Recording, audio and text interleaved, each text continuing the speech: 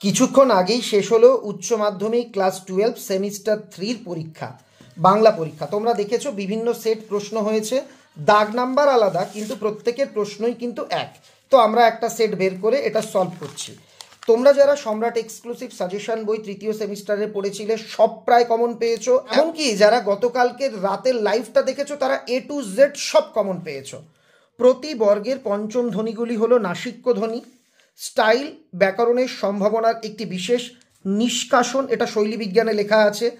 সংস্কৃত শব্দটি কয়েকটি ব্যঞ্জনের সমাবেশে গঠিত, আমি গতকাল রাতেও বলেছি 4টি। খণ্ডধ্বনির অপর নাম কি, আমি প্রথম এটাই ভাষা থেকে বলেছিলাম।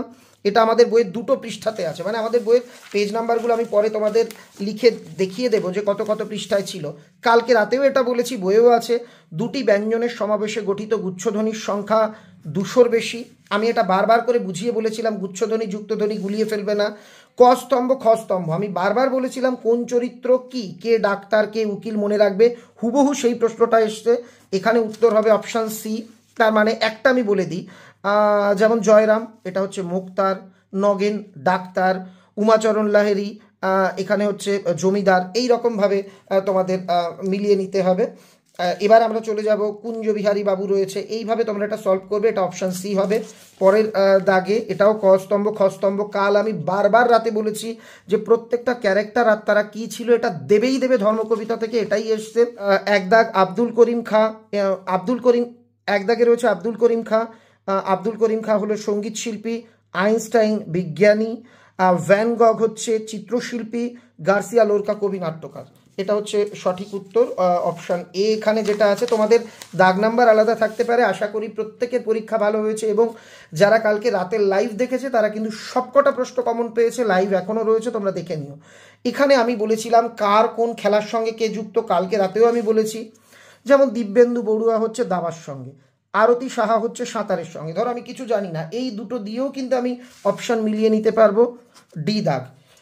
চলে যাব পরের প্রশ্নে, বিবৃতি ব্যাখ্যা। এখানে বিবৃতি হচ্ছে গ্রামের লোকেরা ভেবেছিল পোট্রাই মারিয়াজের কুনজরে পড়েছে আর গ্রামের সবাই মারিয়াইকে বাইরে রেখে আসতে চেয়েছিল। তাহলে এখানে এ বি উভয় ঠিক। দেখো তোমরা বাজার চলতি নোট বইগুলোতে, বাজার চলতি প্রশ্নের বইগুলোতে কেমন জটিল সব উত্তর দেখেছিলে, অমুক নিরপেক্ষ, অমুক সঠিক, অমুক বেঠিক। আমি বলেছিলাম সিম্পল কোশ্চেন হবে, কোশ্চেনটা দেখো সিম্পল এসছে।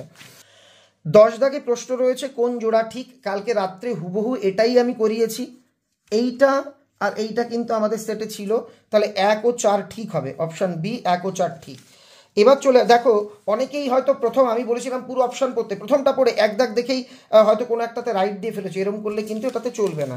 আমি বারবার সাজেশনে যেটা বলেছি, বইতে লেখা আছে, ভিডিওতে বলেছি, আর কি জরিমানা মুকুবের জন্য কত ব্যয় করেছিল, 1700 টাকা। Option D. পরের প্রশ্ন, আদরণী মারা যাওয়ার পর ক মাস বেঁচেছিল, কালও বলেছি, ভিডিওতে বলেছি 2 মাস। আদালত অবমাননার জন্য কত জরিমানা হয়েছিল, কালও বলেছি 5 টাকা। আমি বারবার বলেছিলাম প্রশ্নের বইয়ের, বাজার চলতি প্রশ্নের বইয়ের উদ্ভট প্রশ্ন দেখে বিভ্রান্ত হবে না। তোমরা যারা সেটা ফলো করনি আশা করি তারা ইজিলি পরীক্ষাটা আরও ভালো দিতে পেরেছো। কত টাকা দিয়ে হস্তিনী কিনেছিল, কালও বলেছিলাম 2000। এটা সবই তোমরা আশা করি কমন পেয়েছো। কাল রাত্রেও বলে দিয়েছি ধর্মকবিতার মূল কাব্যগ্রন্থ অন্ধকার লেখাগুচ্ছ। কালকে এই শূন্যস্থানটাই বলেছি, 4 হাত 4 চোখে, একে আমি বলেছিলাম ড্যাশ আসবে, এখানে 4 চোখে, এটা অপশান সি। কালকে রাত্রে আমি এটাও তোমাদের বলে দিয়েছি, একদম তোমরা ভিডিওটা দেখে নাও, অর্ধস্বরের সংখ্যা 4টি।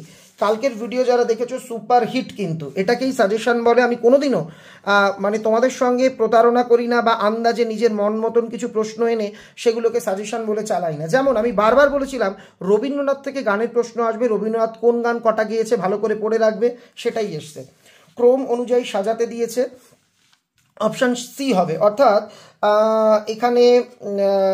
এখানে হচ্ছে প্রথম 3 দাগ আর কি মুঠা মুঠা করে তাকে রসগোল্লা খাওয়ালো, তারপর 1 দাগ আদুরিনী মানে বেচতে গিয়েও ফিরে এলো, তারপর দ্বিতীয়বার বেচতে যাওয়ার সময় বিদায় সম্ভাষণ করলো না, তারপর আদুরিনী মানা গেল। আমি বলেছিলাম খুব জটিল ক্রম সাজানো একেবারেই দেবে না, খুব সহজে দেবে, দেখো তাই এসছে। কিন্তু পরেরটা সত্য মিথ্যে বলতে বলা হয়েছে। এখানে উত্তরটা তোমরা প্রশ্নটা দেখেছো, উত্তরটা হবে হচ্ছে সত্য মিথ্যা, মিথ্যা সত্য। তার মানে আমাদের ভাষার সংস্কৃতের গদাই লস্করি চাল। কালকে লাইনটা বারবার বলেছি, এটা ঠিক। কোন জেলার ভাষা বেশি নিকটে সে কথা হচ্ছে না ছিল, এখানে হচ্ছে দিয়েছে, এটা ভুল। সমস্ত দেশের যাতে কল্যাণ সেটা তোমার গ্রাম্য প্রাধান্যটি কি মনে রাখতে হবে না, জলাঞ্জলি দিতে হবে, এটা ভুল।